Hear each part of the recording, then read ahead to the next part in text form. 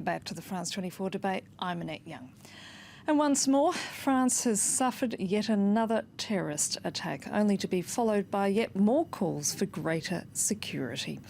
In a country now plagued by fear and uncertainty, one thing is becoming increasingly certain.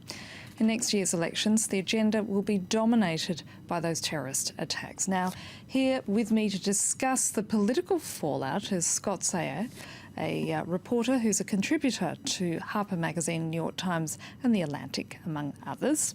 Hi, Scott. From Brussels, Hortense Goulard, a journalist at Politico Europe, and from Lyon, Bruno Quatre, a political analyst. Scott, let me start with you. While the country is attempting to digest the horrors of yesterday's attack, the accusations are already flying. And the fact being, how is it that a 19-year-old who's under house arrest with an electronic tag on him is able to carry out such an attack? France has a terrible problem. Essentially, its intelligence services are overwhelmed by the scale of the jihadist problem that exists on its soil. There are thousands of young people, young and old actually, who are recognized as having sympathies towards jihadist ideas. The problem for the security services is how to follow all of them. There are simply too many to monitor constantly. The case with this young man, Adel Khermish, appears to have been one of those cases. He was known to the authorities. He attempted to go to Syria at least twice. He was wearing an electronic bracelet under house arrest, ostensibly. But they clearly didn't have a team on him 24 hours a day to be able to monitor his movements. And unfortunately, in the current jihadist climate, jihadism, third-generation jihadism, this sort of attack by someone essentially unpredictable can happen at any time. And it comes just 12 days after that horrific attack in Nice. But it does sort of beg the question about the fact that this is a young man who's known to have travelled to Syria, or attempted to travel to Syria on a number of occasions. Why weren't they, for instance, monitoring his internet usage? Well, first of all, I think it's quite possible that they were.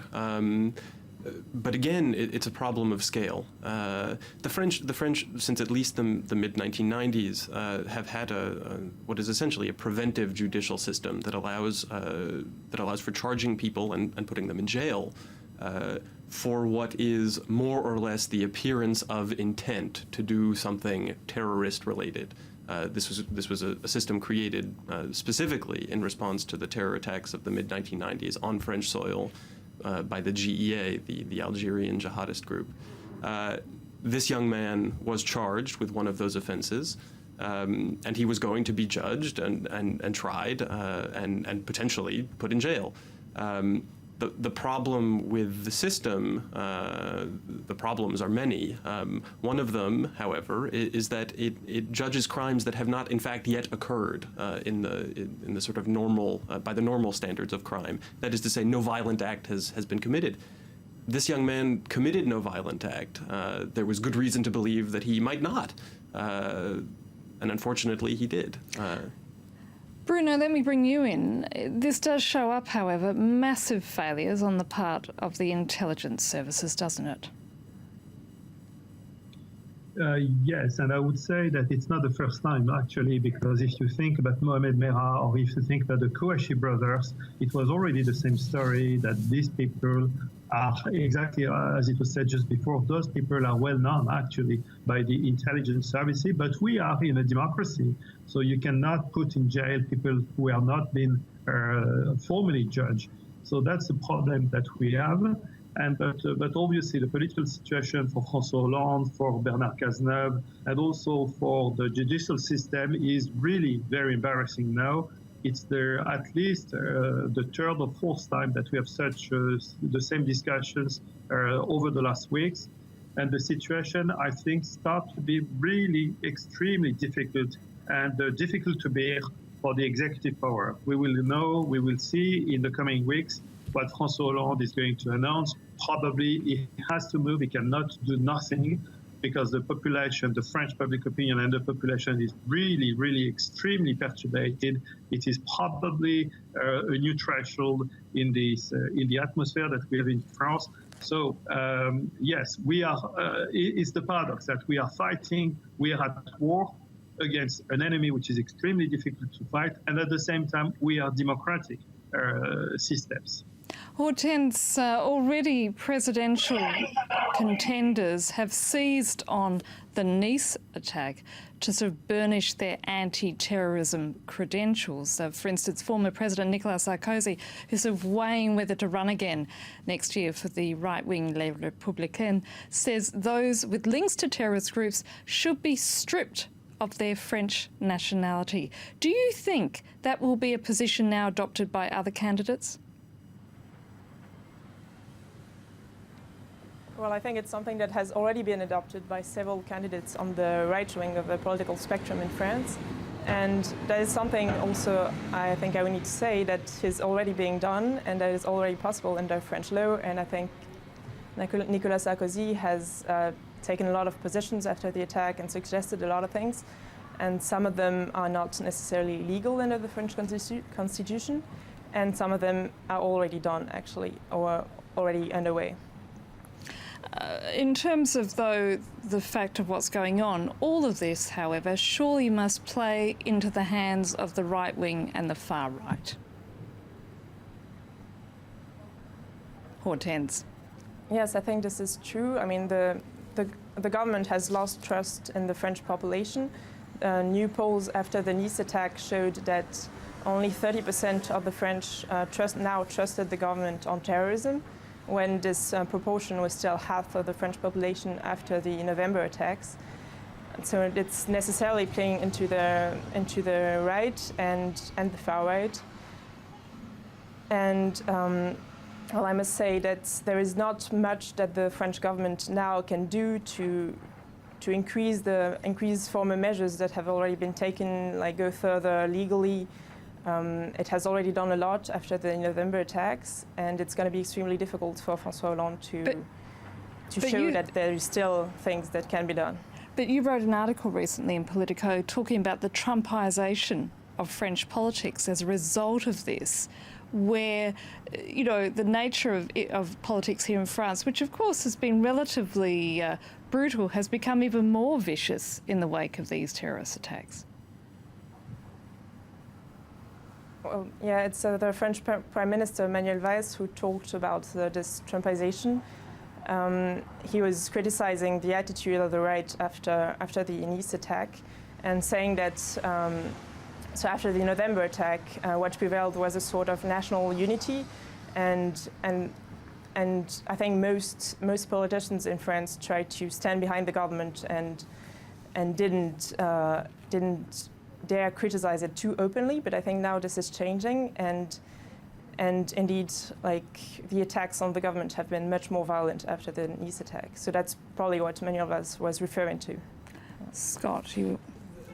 It seems to me that Manuel Valls, if one does not feel particularly charitable in one's assessment of him, might accuse him of a Trumpisation of the spirit of politics in France.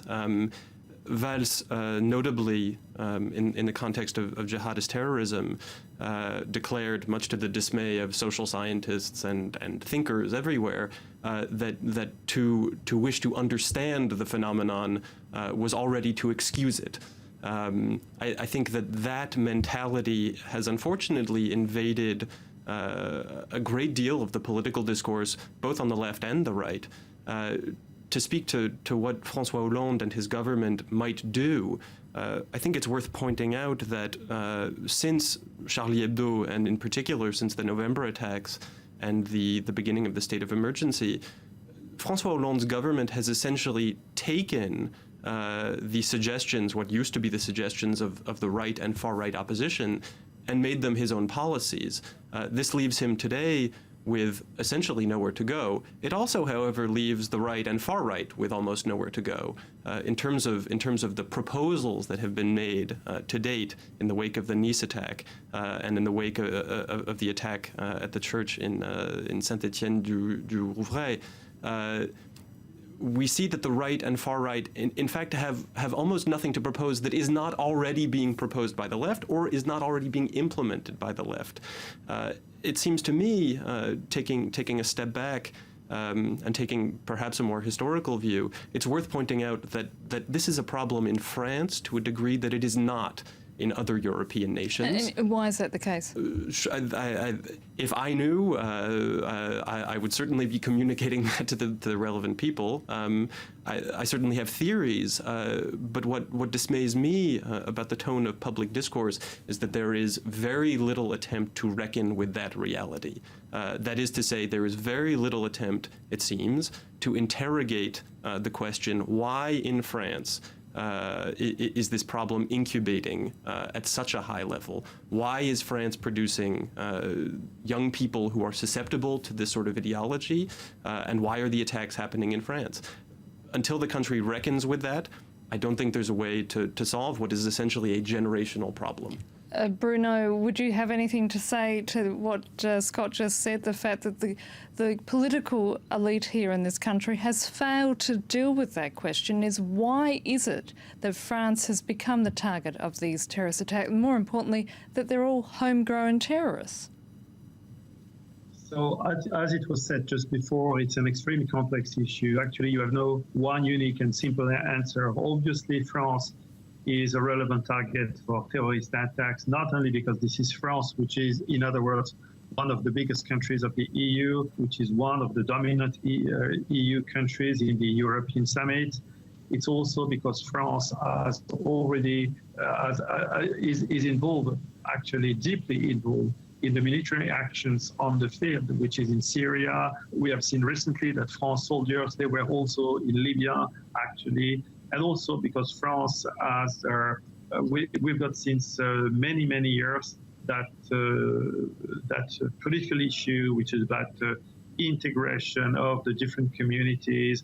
We have this big topic, and the terrorists, they know perfectly French politics, and they know that if you go on to that topics and you put the finger on a thing which is not easy for France, and obviously their secret wish is to activate divisions between the different religions, to try to persuade French Muslims that they are not so welcome in France. So it is among the many reasons that France is a target. I have another point that I would like to come back on, which is that obviously, as it was said just before, we cannot see what François Hollande can do. Exactly as it was said, François Hollande has just taken the policies of the right, in particular if they think about the nationality issues. But we have not to forget two political games. One game is obviously the left and the right game, which is that coming soon we have the presidential election. And you can obviously not ignore that the presidential election is coming soon, not only in what Nicolas Sarkozy is saying, but also the game that the terrorists are playing. They are going to play probably with a calendar, the political calendar. And then you have the second game, which is within the right, the combat between François Hollande and Alain Juppé. You have seen that Alain Juppé was quite discreet over the recent days, when immediately Nicolas Sarkozy went on the front, showing that he was the leader of the opposition. So obviously all of that contributes to the climate that we have. But there's one person we haven't spoken about, and that's Marine Le Pen. And the common assumption is that Marine Le Pen, the leader of the far-right National Front, will be the principal political beneficiary of all of this. So would you agree? Is that going to be the case? Absolutely, yes. Marine Le Pen, she has not to campaign any longer. She just has a new political communication strategy that she's not speaking that much since many months, actually. And she's doing a perfect political campaign, which is a no campaign. She's not saying anything. And it is exactly like if the reality was campaigning for Marine Le Pen. It's an absurd situation. And yes, it is extremely likely that Marine Le Pen is going to be the big winner of that. She will probably lead the first round of the presidential election. If it continues like that, she's going to qualify for the second round. It is also very likely that she's going to do it. She will not win, obviously, the election, but she's more and more qualified for the second round. Scott, you... Marine Le Pen seems to be sitting back and watching, probably with some amount of glee, as her political opponents tear themselves to pieces and also discredit themselves. I think it's worth noting, as has been mentioned in the past few minutes, that essentially the proposals being made by both parties are the same. It's more security, it's more abrogations of the usual situation, usual civil rights. And this, I suspect, will be directly to her central. It will play directly into her central line of argument, which is that the left and the right in French politics are in fact the same. And that is essentially what they are proving at the moment. The left and the right are indistinguishable in their approach to terrorism, and she will be the beneficiary of that realization. Hortense, given what we're just talking about, still the National Front did less well than it or others expected after the events of last November, didn't it? Sorry? What did... I was just saying, despite everything, that the National Front did less well than it or others expected after the events of last November. Yes, but it could be that the situation in France is changing, and that now that, so as I was saying before, the French government actually almost benefited from the attacks last November, because François Hollande came out of it with the image of the leader, and this, when he said that France would wage war against terrorism, it actually strengthened him in the polls. And now what we see is that since that has all been already done and already been said, he's left without anything else to say, and so that could be that those most recent attacks actually play much more in favor of the opposition and the far right. Bruno, what the public is demanding is a concrete response. As we know, the country has become a major target for terrorism. Do you think anyone on that political spectrum has the wherewithal to grasp that and actually come back with such a response? I don't really think so. What I think is that the public is asking for political discourse on that. The public, in such a shocking situation, in such an upsetting mood that we have in France, the public is waiting their political leader to explain a little bit and to show the direction, to explain, not to say that it is lack of chance, that we are doing the best that we can. No, the public wants to know. And we have seen interesting reactions after Nice, in particular, where many people were saying, how is it possible that in a country like ours, which is such a developed country, there are soldiers on the ground with so many police forces involved against terrorism since many weeks, how is it possible that it did happen? And I think that it's going to be more and more like that, because I cannot see that we are going to get used to these terrorist attacks like if it was a normal situation. The public is going to ask for explanations, and what they are asking for, and that what they are waiting for, is that the political leaders are explaining where we go, where we are, why France is a target, and how we are going to fight. They not necessarily ask for national unity. I think that most people would say that we need at the same time national unity, but also that it is a normal game in a democracy, that opposition is doing the role of the opposition, which is to question mark the action of the government. Scott, we've had a socialist MP tasked with writing that bipartisan report. I'm sorry, actually at this point I'm afraid we've run out of time, and I'm going to have to thank my guests for joining me on the France 24 debate. That, of course, been Scott Sayer, Hortense Goulard, and from Lyon, Bruno Quatre. Do stay with us, because there'll be more news and headlines after a very short break.